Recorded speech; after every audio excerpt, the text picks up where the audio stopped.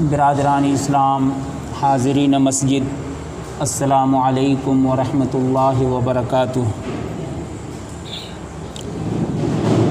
ابھی میں نے آپ حضرات کے روبرو قرآن پاک کی آیت کریمہ تلاوت کرنے کا شرف حاصل کیا۔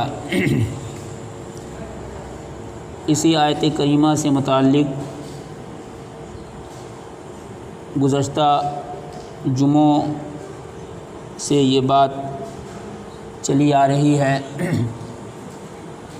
آج تیسرا جمعہ ہے۔ گزشتہ جمعے میں یہ بات سامنے آئی تھی کہ اللہ کی اطاعت اور اللہ کے رسول صلی اللہ علیہ وآلہ وسلم کی اطاعت اسلامی کے عنوان سے یہ دو بنیادی حقیقتیں ہیں، اور انہی دونوں بنیادی حقیقتوں اور اسلامی اطاعت سے متعلق دلائل سے مربوط ہے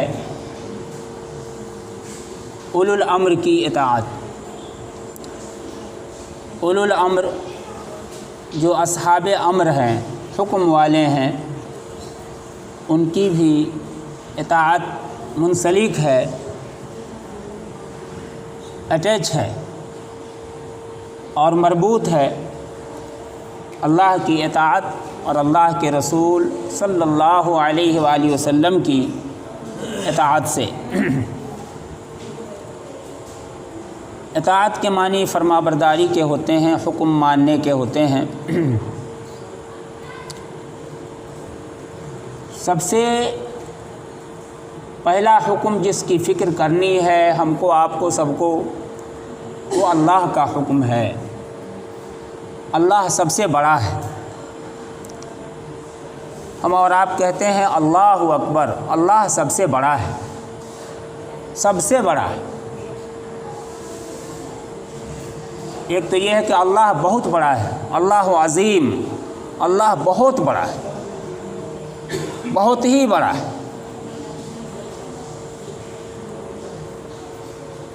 اور یہاں فرمایا گیا اللہ اکبر، اللہ سب سے بڑا ہے۔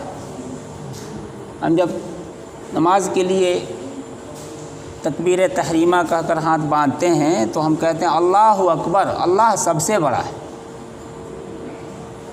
تو سب سے بڑا اس میں موازنہ ہوتا ہے، مقابلہ ہوتا ہے۔ اللہ اکبر من کل شیء، ہر چیز سے، ہر ایک سے بڑا ہے اللہ۔ اللہ سے بڑا کوئی ہے ہی نہیں۔ اس میں موازنہ ہوتا ہے، سب کے مقابلے میں اللہ سب سے بڑا ہے۔ اللہ کی بڑائی کا مقابلہ کہیں ہو ہی نہیں سکتا، کسی سے ہو ہی نہیں سکتا۔ تو یہ تو اسلام کا عقیدہ ہے، یہ حقیقت ہے، یہ پوری انسانیت کا عقیدہ ہے، صرف مسلمانوں کا نہیں، پوری انسانیت کا یہ عقیدہ کہ اللہ سب سے بڑا ہے۔ اللہ کو جس نام سے بھی انسان مانتے ہوں، جس مذہب، جس دھرم، جس رنگ و نسل کے لوگ ہوں، جس فکر و خیال کے لوگ ہوں،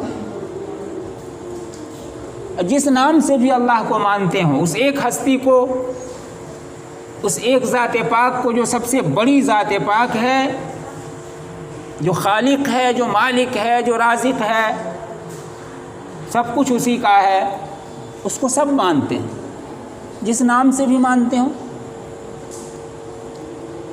تو سب کا عقیدہ ہے کہ وہ سب سے بڑا ہے۔ دنیا کے سارے انسان اس سے بڑا تو کسی کو سمجھتے ہی نہیں، مانتے ہی نہیں۔ یہ تو بالکل دو دو چار کی طرح سے بات ہے، یہاں تو کسی فلسفے کی ضرورت ہی نہیں ہے، دور دراز کی کا کوئی تخیل، کوئی فلسفہ لا کر کے اور اللہ کے مقابلے میں کسی کی بڑائی ثابت کی جائے، اس کا تو سوال ہی نہیں۔ اللہ سب سے بڑا ہے۔ اگر کوئی کہے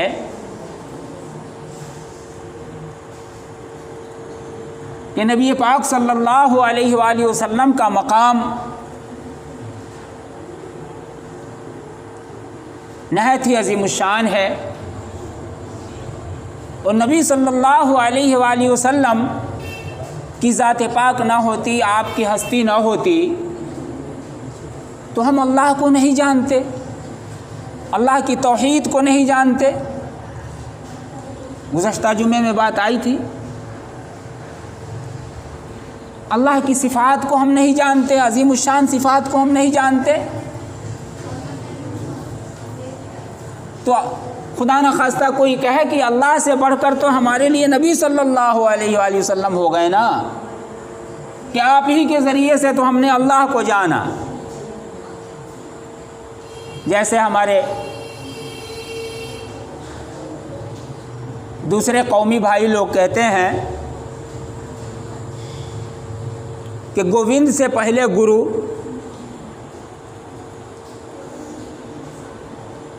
اور گووند دونوں سامنے کھڑے ہو جائیں تو کاکے لاگوں پاؤں، کس کو پاؤں لگوں؟ گرو بھی ہے، گووند بھی ہے، گووند مانے خدا، کس کو ہم سب سے پہلے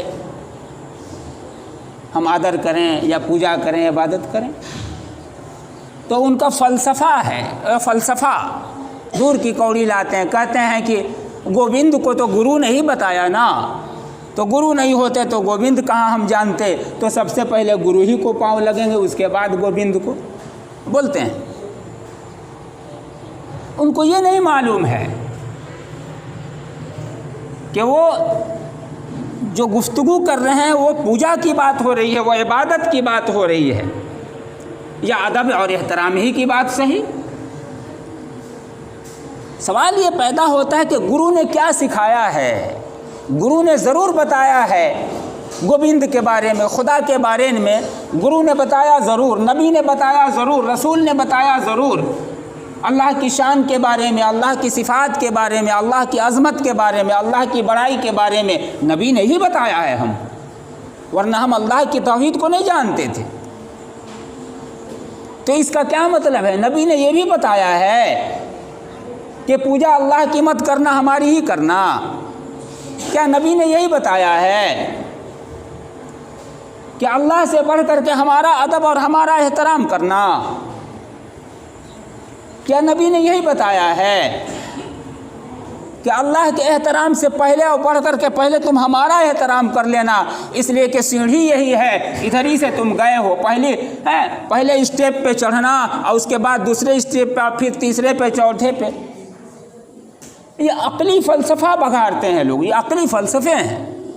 اسلام عقلی فلسفے کا نام نہیں ہے، اسلام یہ عقلی فلسفوں کا نام نہیں ہے، اسلام تو نام ہے اللہ کی طرف سے جو منتقل ہو کر کے آیا ہے قرآن، اور اللہ کے رسول صلی اللہ علیہ وآلہ وسلم کے ذریعے جو منتقل ہو کر کے ہم تک سنت آئی ہے، اس کا نام اسلام ہے۔ اسلام کی زمین وہ ہے، اسلام کی زمین وہ ہے، اسلام کی عمارت اس زمین پہ قائم ہوگی، اور اسلام کی عمارت قائم کرنے کے لیے اس کی 5 بنیادی ستون اور پیلر کھڑے کرنے پڑیں گے۔ اسلام کی بنیاد 5 چیزوں پہ ہے۔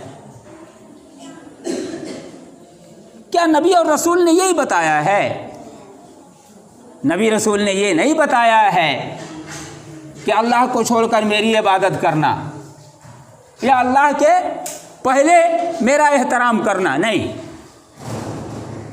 نبی اور رسول نے یہی بتایا ہے کہ دیکھو میں تمہیں بتا رہا ہوں اللہ کے شان کے بارے میں، اللہ کی عبادت کے بارے میں، اللہ کی توحید کے بارے میں، لیکن میں ہی تمہیں یہ بھی بتا رہا ہوں کہ اللہ کی عظمت کو پہلے تسلیم کرنا، اللہ کی کبریائی کو پہلے تم ماننا، اللہ کی عبادت کو تم کرنا، اور پھر اس کے ساتھ ساتھ میری رسالت کو بھی تم ماننا، مجھے رسول ماننا۔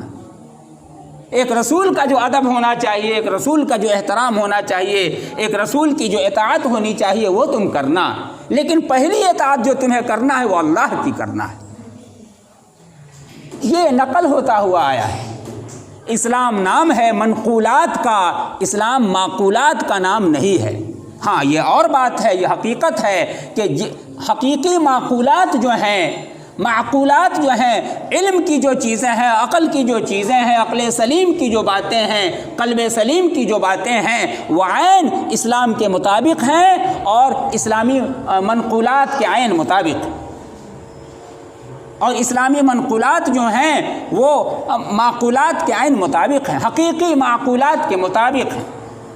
اللہ کا دین اور اللہ کی کائنات، مذہب اسلام اور فطرت میں کوئی تضاد نہیں ہے، کوئی ٹکراؤ نہیں۔ اسلام وہی کہتا ہے جو عقل کہتی ہے، اسلام وہی کہتا ہے جو فطرت کہتی ہے۔ ایک انسان کی فطرت جن باتوں کا تقاضا کرتی ہے، اسلام عین اسی کے مطابق اللہ نے بنایا ہے، اس لیے کہ اسلام دین ہے اللہ کا اور انسان تخلیق ہے اللہ کی، یہ کائنات تخلیق ہے اللہ کی۔ اللہ ہی فاطر ہیں، فاطر السماوات والارض، آسمانوں اور زمینوں کو بنانے والے، پیدا فرمانے والے، اس کی فطرت کو رچنے والے، انسان کی فطرت کو ودیت فرمانے والا اور انسان کی فطرت کو بنانے اور پیدا کرنے والی ذات اللہ کی ہے، اور عین اس فطرت کے مطابق ہی اللہ نے اپنے دین اسلام کو نازل فرمایا ہے۔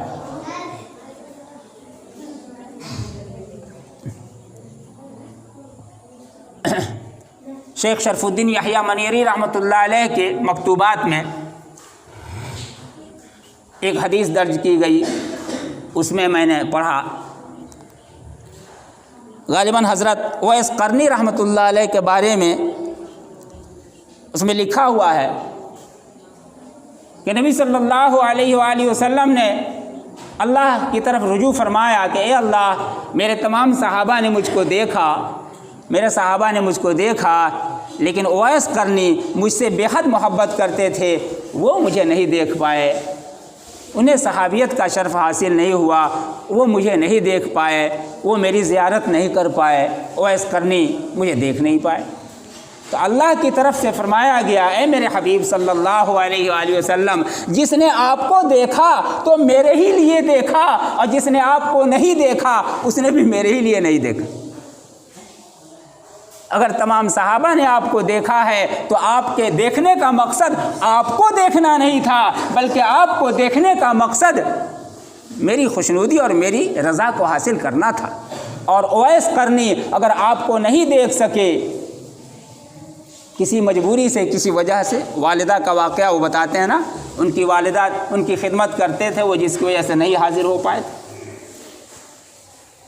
تو اویس قرنی کو بھی اس کا غم رہا ہوگا کہ نبی پاک صلی اللہ علیہ وآلہ وسلم کی زیارت سے میں محروم رہا، اور نبی صلی اللہ علیہ وآلہ وسلم کو بھی اس کا افسوس کہ اویس قرنی مجھے نہیں دیکھ سکے، صحابیت کا شرف انہیں حاصل نہیں ہوا۔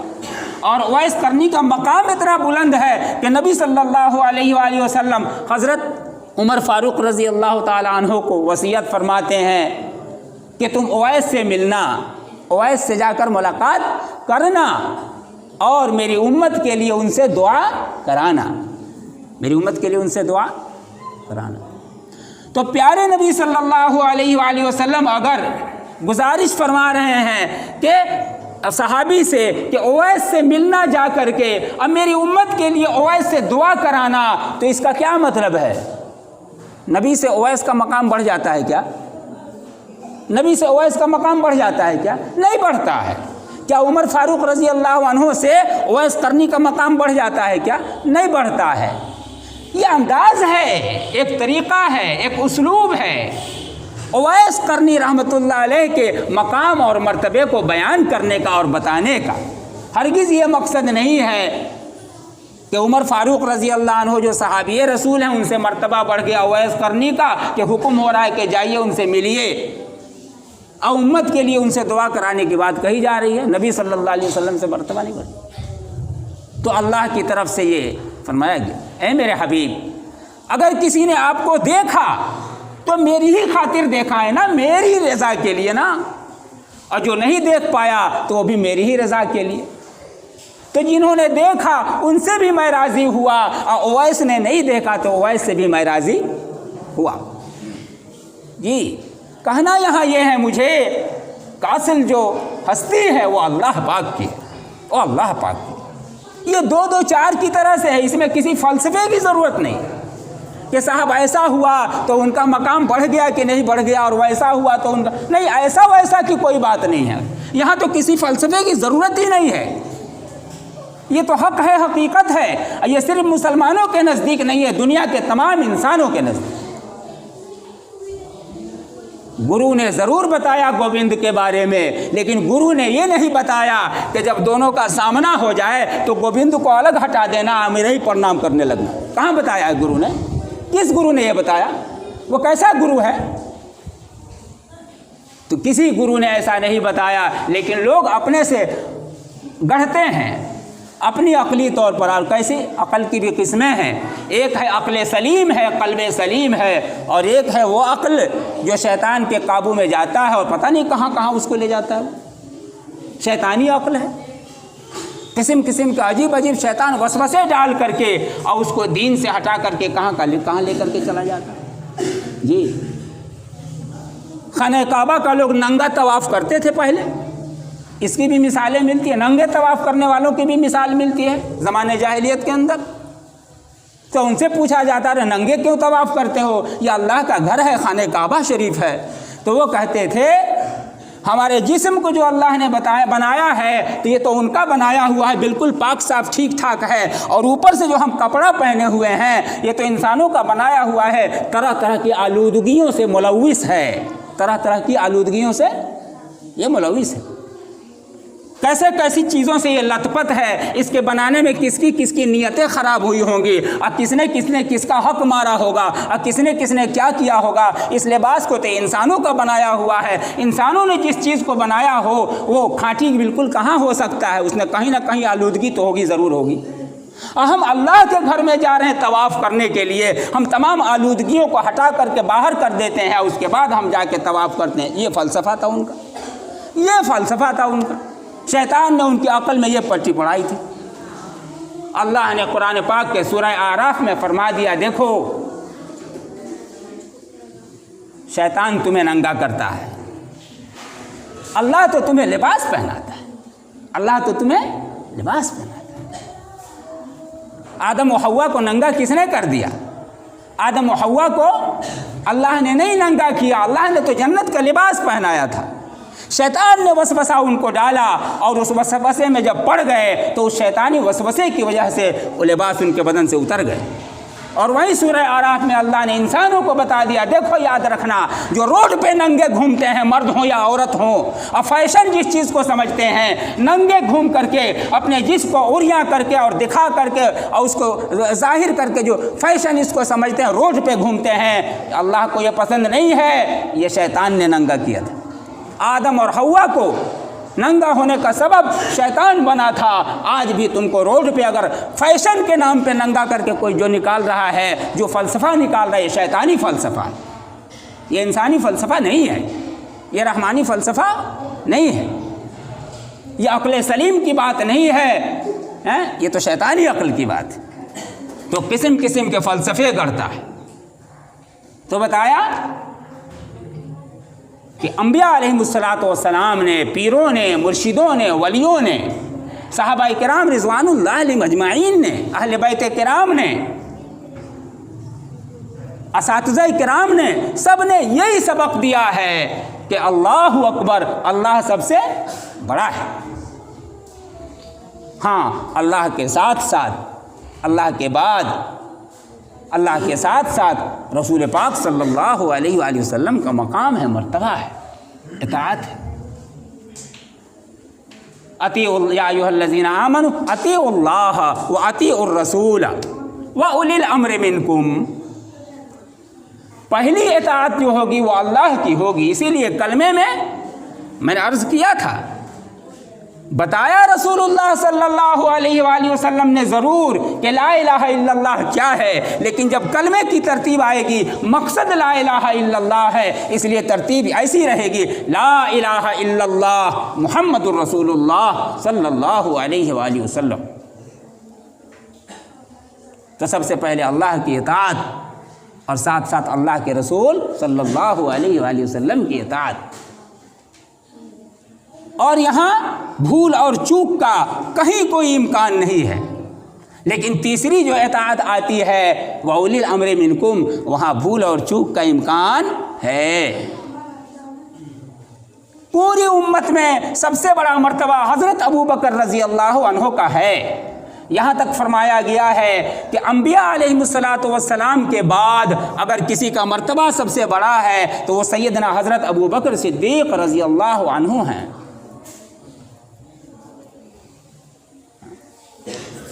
وہی ہیں، لیکن وہ نبی نہیں ہیں، رسول نہیں ہیں، 1% ہی صحیح ان سے بھول اور چوک کا امکان ہے۔ تو جب ان کی بات میں نے کہہ دی، اسی پر آپ ملا لیجئے سب کی بات، A to Z تمام صحابہ کرام رضوان اللہ علیہم اجمعین کا مقام بہت بلند ہے، قابل اعتماد ہیں، قابل اعتبار ہیں، لیکن وہ نبی نہیں ہیں اور رسول نہیں ہیں، ان سے بھول اور چوک کا امکان ہے۔ اسی لیے ان کی اطاعت کے بارے میں اطیعوا کا لفظ نہیں لا کر کے اور فرما دیا گیا، اس کو عطف کر دیا گیا رسول کی اطاعت پر کہ اولو الامر کی بھی اطاعت کرو، اولو الامر کی بھی اطاعت کرو۔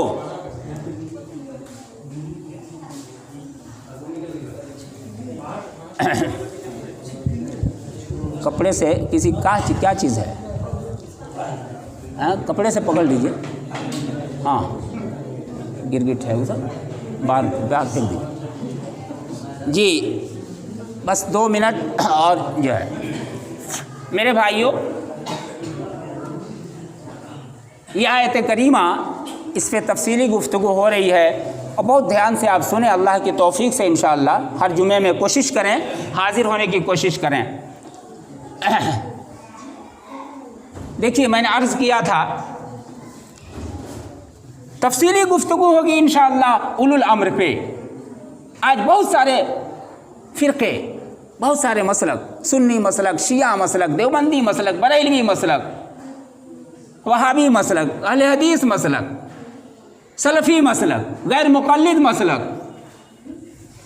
یہ سنیوں کے سب ہیں، پتہ نہیں کتنے ہو گئے، اور شیعوں میں اللہ جانے کتنے ہو گئے، اور ایک دوسرے سے جو ہے نا کنی کاٹتا ہے، ایک دوسرے کو دیکھنا نہیں چاہتا ہے، ایک جو ہے دوسرے کو کافر کہا۔ ارے سب جب کافر ہی ہیں تو مسلم کون ہے؟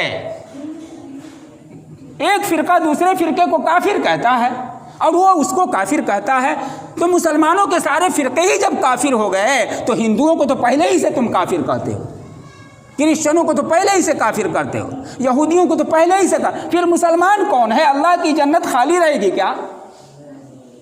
سارے آدم کی اولاد سب جہنم میں جھونک دیے جائیں گے۔ عقل سلیم کو استعمال کرنے کی ضرورت ہے، شیطانی عقل سے اللہ کی پناہ مانگا جائے، شیطانی عقل سے اللہ کی پناہ مانگا جائے۔ کوئی کافر نہیں ہے، یہ کوئی کافر نہیں، سب مسلم ہیں، ہاں کمی بیشی ضرور ہے، کمی بیشی ضرور ہے۔ اہل بیت کرام کا مقام صحابہ کرام میں میرے نزدیک سب سے بلند ہے، وہ بھی صحابہ تھے، اہل بیت بھی صحابہ تھے، اور صحابہ تو صحابہ تھے ہی میرے نزدیک۔ میری عقل سلیم یہ کہتی، میں سمجھتا ہوں کہ عقل سلیم ہی اللہ کی طرف سے، میں دعا کیا کرتا ہوں اللہ حفاظت فرمائے۔ تمام صحابہ کرام میں سب سے بڑا مرتبہ جو ہے وہ اہل بیت کرام کا ہے، اور صحابہ کرام کا مرتبہ ہے۔ میں موازنہ ہی نہیں کرتا کہ اہل بیت میں حضرت علی ہیں اور صحابہ میں حضرت ابو بکر ہیں، تو یہ مت سوچئے گا کہ میں حضرت ابو بکر کو دوسرے نمبر پہ جا رہا ہوں، حضرت علی کو نہیں، ایسا نہیں۔ بڑی باریکیاں ہیں یہ، اور ہم غلام لوگ جو ہیں ان شاہوں کے بارے میں ہم کیا فیصلہ کر سکتے ہیں؟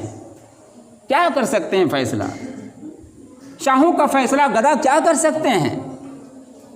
شہنشاہوں کی مجلس لگی ہوئی ہو، शहनशाहों की मजलिस लगी हुई हो, दुनिया के तमाम ममालिक के शहनशाह और हुक्मरां बैठे हों, और वहाँ जो है ना शहनशाहों के गुलाम भी तो हुआ करते हैं ना, उनको पंखा झलना है, पानी लाना है, ज़रूरत होती कि नहीं होती है गुलामों की भी उस मजलिस में?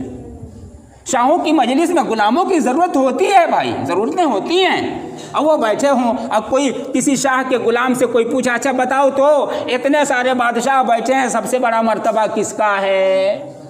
तो वो गुलाम क्या कहेगा? अक्ल सलीम वाला कहेगा तो कहेगा अरे भाई कैसी बात आप करते हैं, शाहों का फैसला गुलाम करेगा क्या? ये शाहों का फैसला गुलाम करेगा कि कौन बड़ा है, किसका मर्तबा ज़्यादा? मुझसे मत पूछिए, शाहों से पूछिए ना कि उनके नज़दीक किसका मर्तबा बड़ा है। तो अबू बकर से पूछिएगा तो वो कहेंगे अली का मर्तबा ज़्यादा बड़ा है हमसे। हज़रत अली से पूछिएगा तो वो कहेंगे नहीं नहीं, हज़रत अबू बकर का मर्तबा मुझसे ज़्यादा बड़ा है।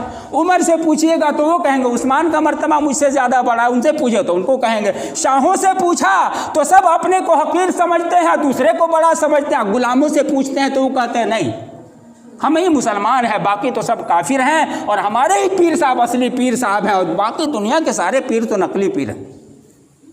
यही फ़र्क है शाहों और गदाओं में, गुलामों में। शाहों की बात को लेना है, गदाओं की बात के पीछे पड़ करके आपस में सर नहीं टकराना है। मेरे भाइयों बुजुर्गों, आखिरी बात जो मैं आज अर्ज़ करना चाहता था वो ये, इस्लाम की बुनियाद 5 चीज़ों पे है, यकीनन है।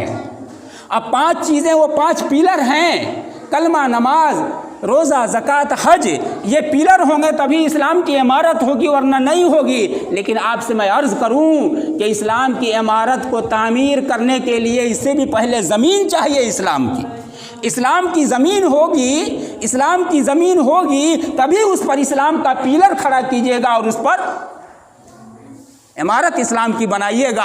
और इस्लाम की ज़मीन ही जब नहीं होगी तो इस्लाम का पिलर हवा में नहीं खड़ा कर सकते। और इस्लाम की बुनियाद 5 चीज़ों पर इमारत, आप हवा में नहीं इस्लाम की इमारत खड़ा कर सकते। इस्लाम की ज़मीन का पहले होना ज़रूरी है। इस्लाम की ज़मीन क्या है? इस्लाम की ज़मीन है अल्लाह की किताब कुरान पाक, और इस्लाम की ज़मीन है रसूल पाक सल्लल्लाहु अलैहि वसल्लम की सुन्नत, जो कुरान से भी साबित है, हदीसों से भी साबित है, और सहाबा की ज़िंदगी से भी साबित है, अहले बैत की ज़िंदगी से भी साबित है, और ताबईन, तबे ताबईन की ज़िंदगियों से इस्लाम की ज़मीन साबित है, औलिया किराम की ज़िंदगियों से भी इस्लाम की ज़मीन साबित है। बुजुर्गों और दोस्तों, करबला के शुहदा के ज़रिए से इस्लाम की ज़मीन कायम है। और मैं आपसे अर्ज़ करूं कि इस्लाम की ज़मीन कुरान पाक है, इस्लाम की ज़मीन सुन्नत पाक है, और इस्लाम की ज़मीन व उलुल अम्र मिनकुम की इताअत है, जिसकी गुफ्तगू तफसीली चल रही है। उलुल अम्र मिनकुम की इताअत है, यही इस्लाम की ज़मीन है। सहाबा को डैमेज कर दोगे इस्लाम बाकी नहीं रहेगा, अहले बैत को डैमेज कर दोगे इस्लाम बाकी नहीं रहेगा, औलिया किराम को डैमेज कर दीजिएगा इस्लाम बाकी नहीं रहेगा। ताबईन, तबे ताबईन को गैर मोतबर कीजिएगा, आपका इस्लाम मोतबर नहीं रह जाएगा। हदीस को गैर मोतबर कीजिएगा, सुन्नत को गैर मोतबर कीजिएगा, इस्लाम का फिर एतबार नहीं रहेगा। कुरान को गैर मोतबर कर दीजिएगा तो कहाँ इस्लाम फिर बचता है? मेरे भाइयों, कुरान एतबार की किताब है, एक नुक्ते का भी फर्क नहीं आया है। रसूल पाक सल्लल्लाहु अलैहि वसल्लम की सुन्नत को भी अल्लाह ने हिफाजत फरमाया है, इसलिए कि इस्लाम की इमारत की हिफाजत का फैसला अल्लाह ने ले लिया है। और सुन्नत की हिफाजत के लिए अहले बैत और सहाबाए किराम की ज़िंदगियों के तौर तरीक़ की अल्लाह ने हिफाजत फरमाई है, इसके असबाब अल्लाह ने बनाए हैं, इसलिए कि इसकी हिफाजत नहीं होगी हमें कौन बताएगा? सहाबा ही तो बताएंगे, अहले बैत ही तो बताएंगे कि नबी सल्लल्लाहु अलैहि वसल्लम कैसे नमाज पढ़ते थे। आपने हदीस में फरमाया सल्लू कमा रायतुमूनी उसल्ली, उस तरह से नमाज पढ़ो जैसे मुझको पढ़ते हुए देखा है। इस मस्जिद में मैं पूछता हूँ, आप में से किसने पढ़ते हुए देखा? नबी को नमाज पढ़ते हुए हम में से किसने देखा? किसी ने नहीं देखा। देखा किसने? अहले बैत ने देखा, सहाबा ने देखा, उन्होंने तो देखा। और उन्हीं के तो देखा देखी ताबईन ने देखा, उनकी देखा देखी तबे ताबईन ने देखा, औलिया किराम ने देखा, अइम्मा अरबा ने देखा, अबू हनीफा, शाफई, मालिक, हम्बल, सब ने देखा ना, तभी तो हम तक मुंतकिल आया है। इन्हीं का जब हम कनेक्शन काट देंगे, कहेंगे मोतबर नहीं है, फिर हम कैसे नमाज पढ़ें?